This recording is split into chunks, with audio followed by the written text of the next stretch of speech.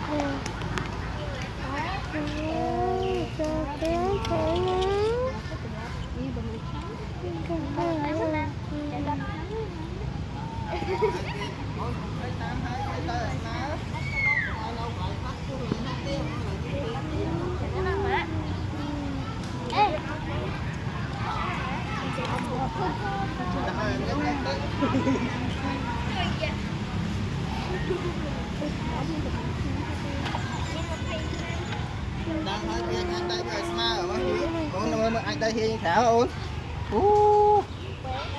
làm hay ní anh đây cho con ngon đó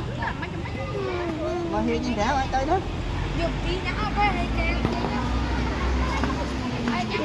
lại nha nó lúc kia chứ sao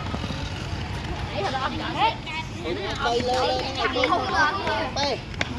lên đây con không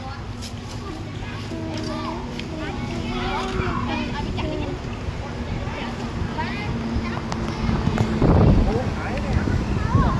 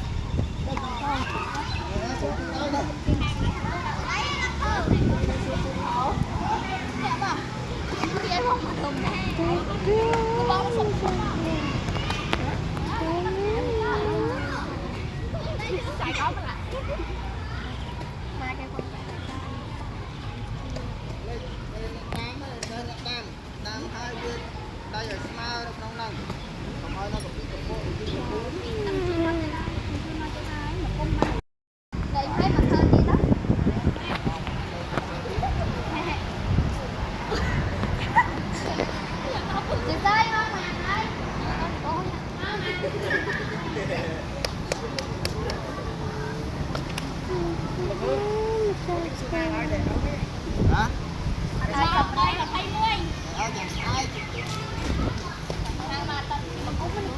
để không bỏ lỡ những video Hãy subscribe cho kênh Ghiền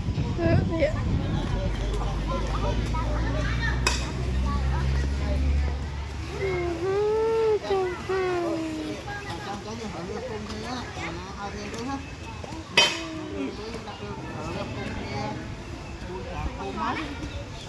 để không bỏ lỡ những video hấp dẫn.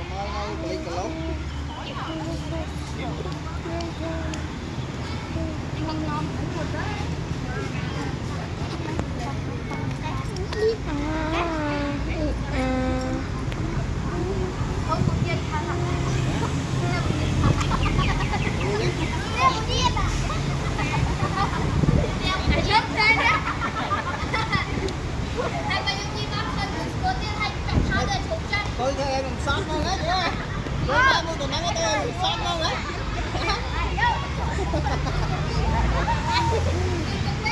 ôi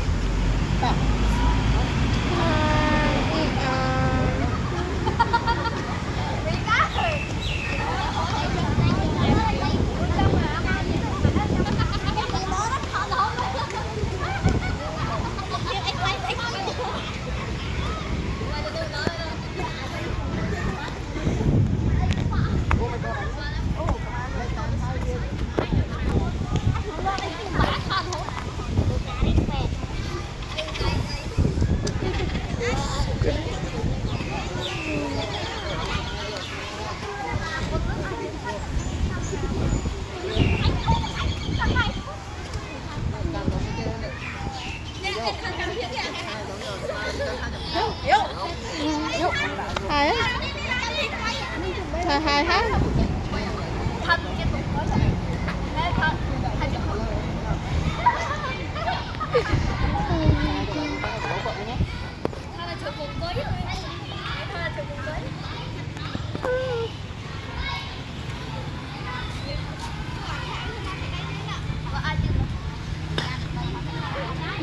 thấy một chiếc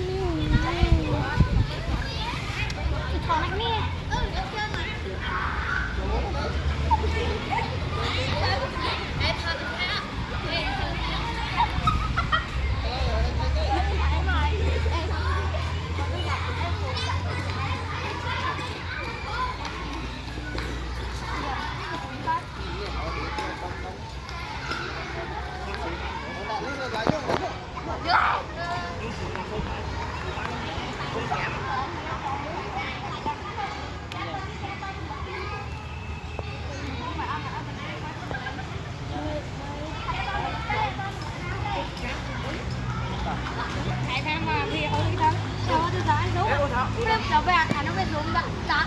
đặt ké cháu về mua nước sao mà nó về không có xuống nước mưa là trên máu chứ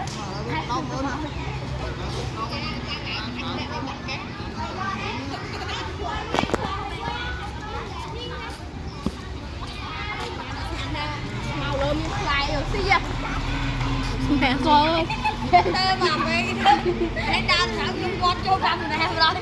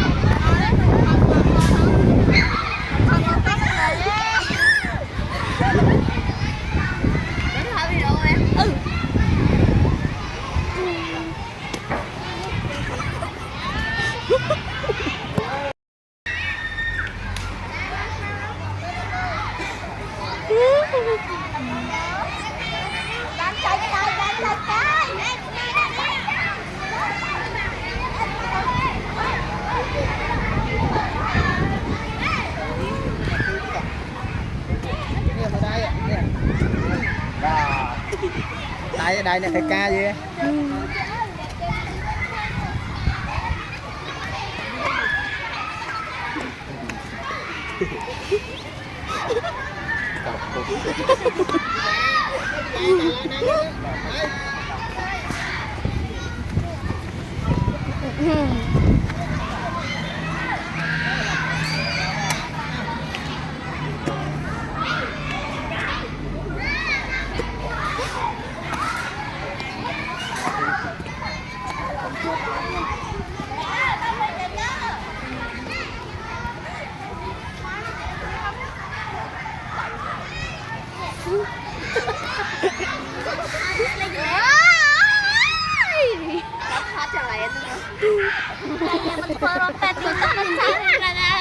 Con bị giảm chốt luôn con.